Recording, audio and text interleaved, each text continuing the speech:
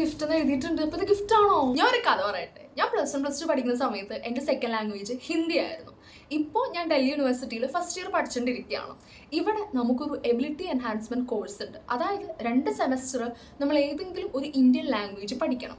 North Indian Hindi പഠിക്കാനുള്ളൊരു പേടി കൊണ്ട് ഞാൻ മലയാളമാണ് തിരഞ്ഞെടുക്കാൻ വിചാരിച്ചിരിക്കുന്നത്. പക്ഷേ കഴിഞ്ഞ 2 വർഷമായിട്ട് മലയാളവുമായിട്ട് യാതൊരു ടച്ചില്ലാതിരിക്കുന്നത് കൊണ്ട് ഞാൻ ഒരു തീരുമാനം എടുത്തു, കുറച്ച് മലയാളം പുസ്തകങ്ങൾ വായിക്കാമെന്നുള്ളത്. അങ്ങനെ ഒരു തീരുമാനം എൻ്റെ മനസ്സിൽ വന്നപ്പോൾ തന്നെ ഞാൻ HNC പബ്ലിക്കേഷൻസിൻ്റെ വാട്സാപ്പ് റീഡേഴ്സ് കമ്മ്യൂണിറ്റിയിൽ ജോയിൻ ചെയ്ത് പിറ്റേ ദിവസം ഒരു ഓഫർ കണ്ടു. 2 ബുക്സ് ഇൻക്ലൂഡിങ് പോസ്റ്റൽ ചാർജസ് വെറും 297 രൂപ. ഞാൻ അപ്പോൾ തന്നെ ഓർഡർ കൊടുത്തു. സാധനം എന്താ എൻ്റെ കയ്യിലെത്തിയിട്ടുണ്ട്.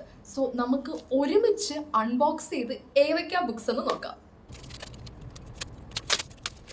ഞാൻ ആകെ 2 പുസ്തകങ്ങൾക്കാണ് ഓർഡർ കൊടുത്തത്. പക്ഷെ ഞാൻ നോക്കിയപ്പോൾ 3 പുസ്തകങ്ങൾ. ഞാൻ ആകെ ഞെട്ടിപ്പോയി. പക്ഷെ അതിലൊരെണ്ണം ഗിഫ്റ്റാണ്. സോ ഞാൻ വാങ്ങിയ പുസ്തകങ്ങളും എനിക്ക് ഗിഫ്റ്റായിട്ട് കിട്ടിയ ബുക്ക് ഞാൻ ഇപ്പോൾ കാണിച്ചു തരാവേ. ആദ്യത്തേത് ബിനീഷ് പുതുപ്പണം എഴുതിയിട്ടുള്ള പ്രേമനഗരമാണ്. ആൻഡ് ഇവർ അതിൻ്റെ ഉള്ളിൽ ഒരു ബുക്ക് മാർക്കും കൂടെ വച്ചിട്ടുണ്ട്. രണ്ടാമത്തത് KR മീരയുടെ ആ മരത്തെയും മറന്നു ഞാൻ. ഇതിൻ്റെ ഉള്ളിലും അവർ എനിക്ക് ഒരു ബുക്ക് മാർക്ക് വെച്ചിട്ടുണ്ടായിരുന്നു. മൂന്നാമത്തത് എനിക്ക് ഗിഫ്റ്റായിട്ട് കിട്ടിയ ബുക്കാണ്. അതിൻ്റെ പേര് നാം മറക്കാതെ ഇരിക്കണം. എഴുതിയിരിക്കുന്നത് തനൂജ S ഭട്ടചാരി.